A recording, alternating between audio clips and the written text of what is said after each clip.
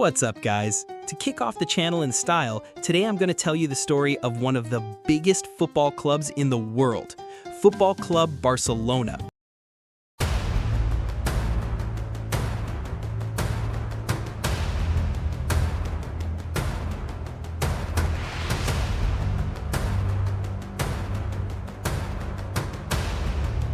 How did a team founded by a Swiss guy become the symbol of an entire region, rack up titles, produce football geniuses, and go head-to-head with Real Madrid for over a century? Let's dive in because this story is heavy.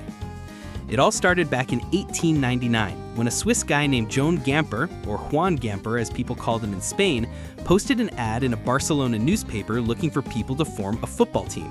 The city was already big and full of life, but it didn't have a strong club yet. 11 people responded to that ad. Their names?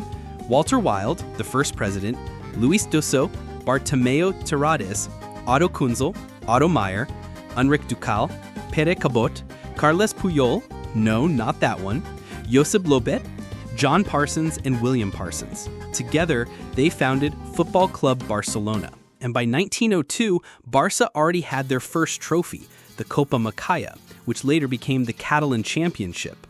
But not everything was smooth. In 1908, the club nearly went bankrupt. Everything was falling apart, and that's when Gamper stepped in and took over as president to save the team. But Barca didn't even have their own stadio. In 1909, they started playing at Campo de la Industria, which was tiny, only 6,000 people could fit. And here's a wild fun fact. The stadium was so small and the stands were so close to the wall that fans used to sit with their butts hanging over it facing the street. People walking by could only see, well, butts. That's where the nickname culés came from, which in Catalan basically means butt people. And yeah, it stuck. Back then, the club used the coat of arms of the city of Barcelona as its badge. Only in 1910 did they design their own crest, pretty much the one we know today. And that same year, they won their first Copa del Rey. Funny enough, their biggest rivals at the time weren't even Real Madrid. It was Espanyol, because both clubs played in the Catalan League. The real battles were local. Over time, Barca started growing. In 1922, the club moved into a bigger stadium, less course, with space for 30,000 people. But then came a serious situation.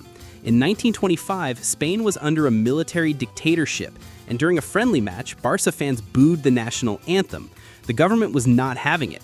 They shut the stadium down for 6 months, and on top of that, Gamper was forced to resign.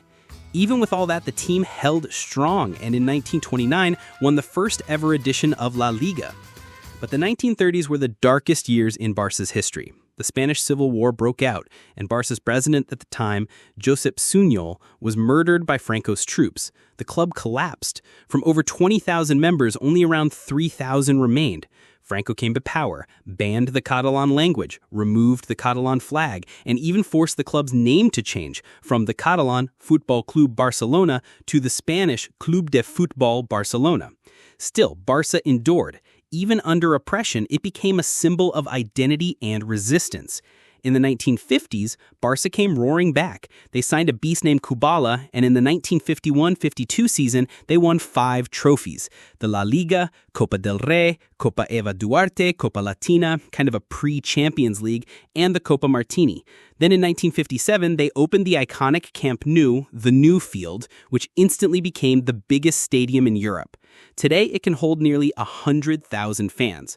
But having a giant stadium wasn't enough. Barca still needed to prove themselves on the pitch. In the 1960s, Real Madrid was dominating, with Di Stefano and company winning 5 Champions Leagues in a row. Barca, they were just watching. Only in 1974, with Cruyff running the show on the field, did the club win the La Liga again. Cruyff wasn't just a player, the guy was a visionary. He planted the seeds for what Barca would become in the future. In the 80s, Barca had stars like Maradona, but still couldn't win that elusive Champions League. It was always just out of reach. Then came 1992. Cruyff was back, this time as the coach, and built the dream team with Stoichkov, Koeman, Laudrup, and Romario and company. Barca made it to the final against Sampdoria. The game was stuck, went to extra time, and then Koeman smashed a free kick in the 112th minute to win Barca's first Champions League. 2 years later, Romario was named FIFA World Player of the Year.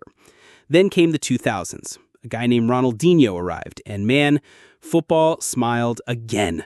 Ronaldinho played with joy, scored goals in every way imaginable, and lifted the team's spirits. In 2005, he chipped the ball for Messi's first ever professional goal. Legendary moment. And Messi, who was just getting started, was already showing he was on another level. In 2006, with Ronaldinho, Eto'o, Deco, Puyol, and a young Messi, Barca won their second Champions League. Ronaldinho took home 2 Ballon d'Ors and became a worldwide idol. But the best was still to come. In 2008, Barca took a chance on former player Pep Guardiola as coach, and then came the revolution. Pep brought the legendary tiki-taka, that intense possession-based style. With Xavi, Iniesta, and Messi leading the charge, the team dominated the world. In 2008-2009, they won everything: La Liga, Copa del Rey, Champions League, Spanish Super Cup, UEFA Super Cup, and the Club World Cup. Yep, the famous sextuple. And of course, Messi won his first Ballon d'Or. In 2011, they nearly did it all again, only missing out on the Copa del Rey, which they lost to Real Madrid. Still, there was no denying it. That Barca was one of the greatest teams in football history. Guardiola left in 2012 as the club's most successful coach ever. Then came the era of the Super Trio. Neymar arrived in 2013, Suarez in 2014, and the MSN was born. Messi, Suarez, Neymar. A front line that scared the life out of defenders. In 2015, they won it all again, including their 5th Champions League, with Neymar scoring in the final. And in 2016, they pulled off the greatest comeback in Champions League history, 6-1 against PSG after losing the first leg 4-0. Absolutely insane. And the top scorers? The king is obviously Messi, with 672 goals. Then comes Cesar Rodriguez with 232, and Luis Suarez with 198. All legends. Now let's talk rivalry. Barca versus Real Madrid goes way beyond football.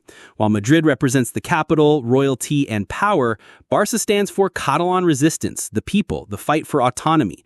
That tension fuels El Clásico, one of the most watched and intense matches in the world.